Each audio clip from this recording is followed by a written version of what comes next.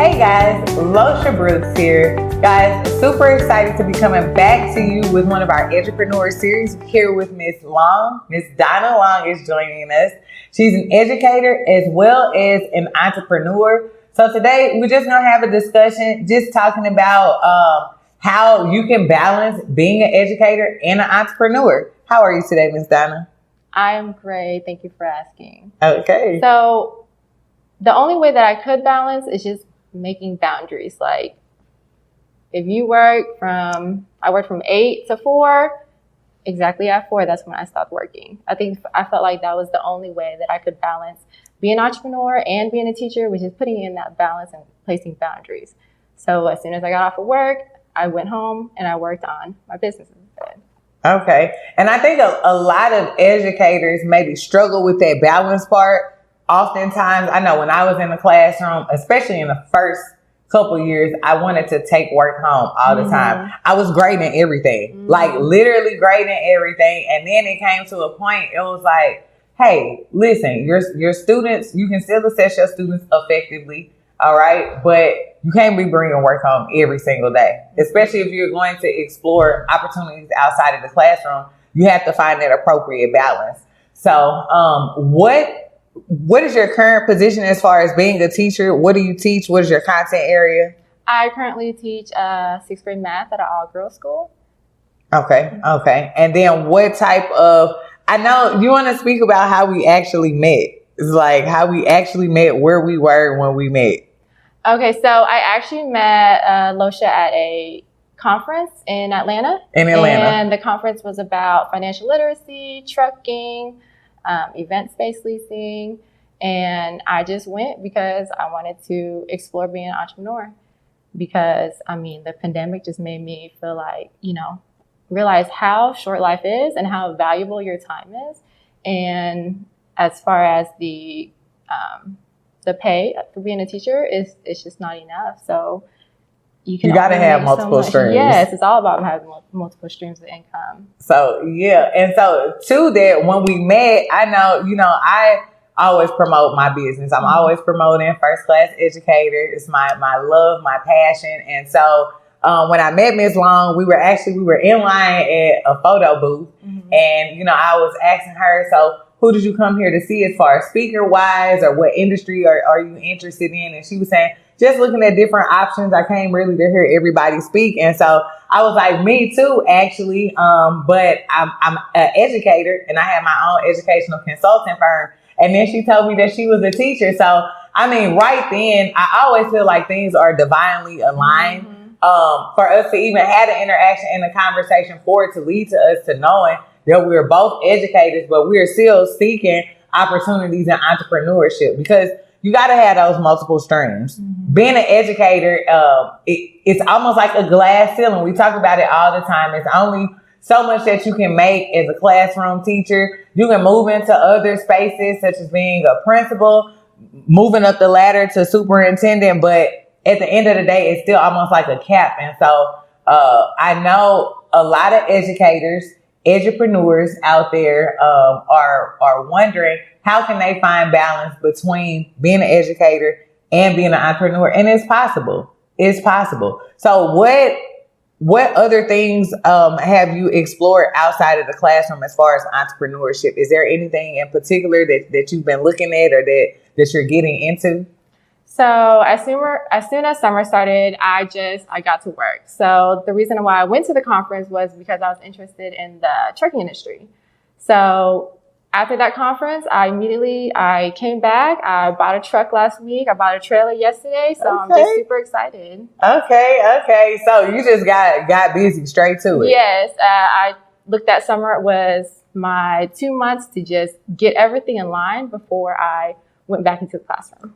Okay. And so do you, as a math teacher, do you ever see yourself intertwining your content with entrepreneurship, or do you ever find a way to get that into your content to your students, like pushing that as far as like being important? Honestly, I felt like me exploring being an entrepreneur made me a better teacher, because I was able to bring real world ideas into the classroom, because when you first start teaching, you're so worried about teaching the content.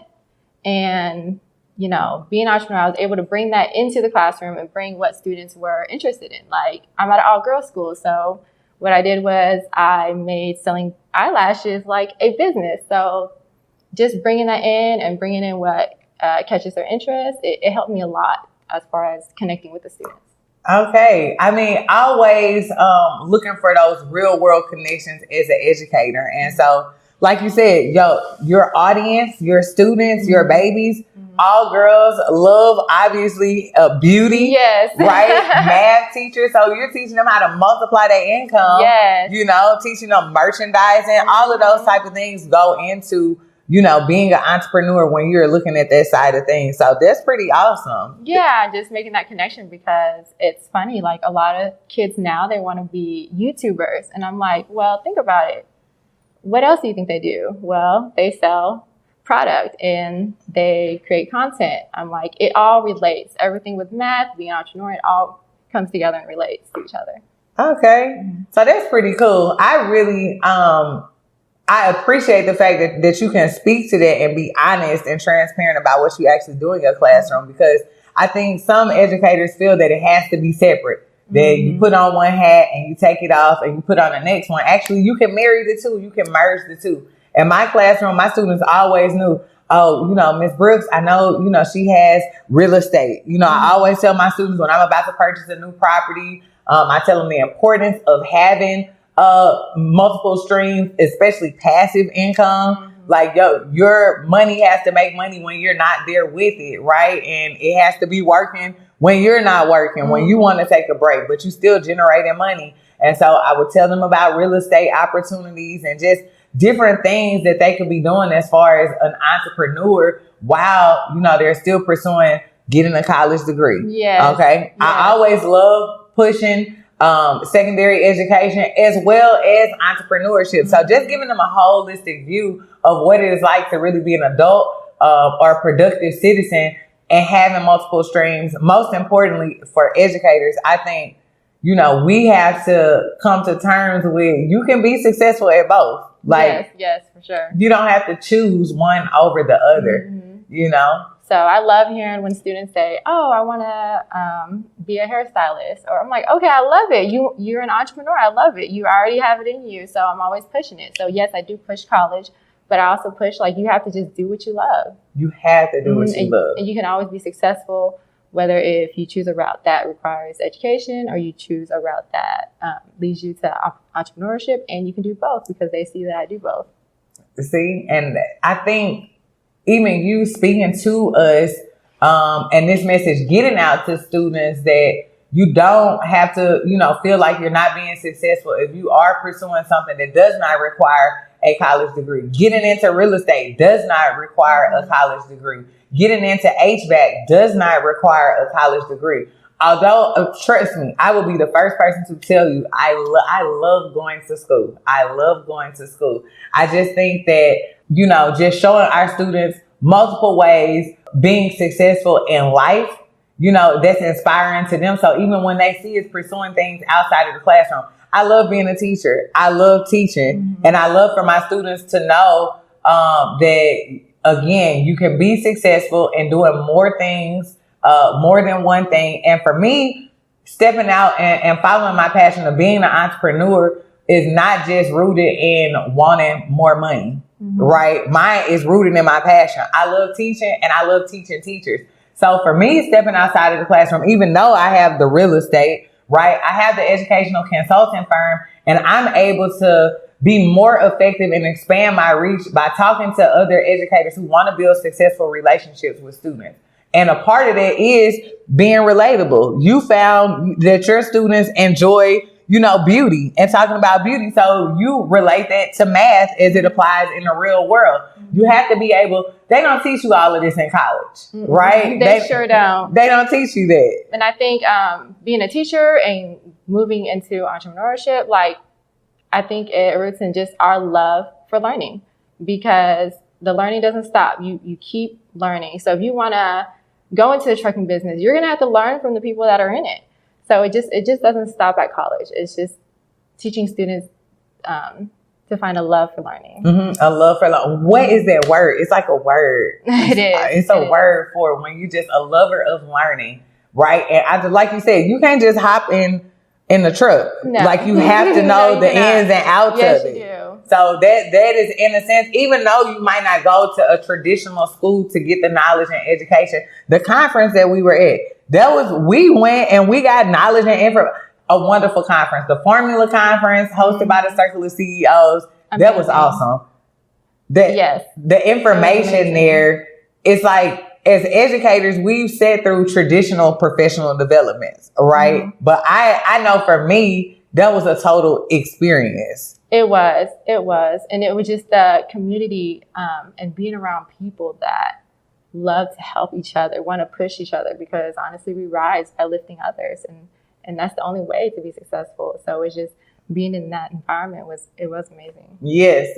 And what I also thought was cool, I think when I was speaking to you, there was one other person there that was like, when I gave you my card, I had my card, my brochures there for first class educator. And they were like, oh, can I have one of those? Like, my mom's an educator too. It's like when you walking in your purpose and on your path, you're going to find the right people. You'll find yourself in the right rooms. You have to purposely put yourself in a room, but you'll gravitate towards the people you're supposed to have a connection with. Because I remember that moment when you told me that you were in the education consulting firm, I was just like, I was so excited. I was like, it was just meant for me to meet you there, even though we're both from Dallas and we meet at a conference, not anything related to education, but we met each other, and it's funny how it's such a small world, but. Yes, and that's also, again, walking in your passion, your true calling. There are educators out there that have side hustles, things that they put off, and you're trying to find balance. It can be done. When you're walking in your purpose, everything aligns. You meet the right people, you find yourselves in the right room, and I'm just so happy that we can even share our experience with you all. So if you could just give anybody a tip, if they are an educator looking to move forward in their path of entrepreneurship, what would you say to them? I would just say, don't be afraid to take a risk and just to put in the work. Honestly, you just have to do it. It's scary jumping from one thing to another. It's scary wondering if you can balance it, but you can do it all, because I promise you, teachers can do it all. I've seen it in the classroom, in the school. Like, teachers really can do it all. Like, teachers are resilient. Yes, they are. Yes, educators are resilient. So don't be scared. Don't be afraid to pursue your dreams, because I feel like most of the teachers I meet, they do want to do more, but I think they're afraid to. So just taking that leap of faith and just going for it. And that's the first step. That's the first step. Well, thank you so much, Ms. Long, for having the conversation with me today. I wish you much success in the classroom as well as in your other business endeavors. I know that you're going to be successful. Thank you. Thank you all for joining me.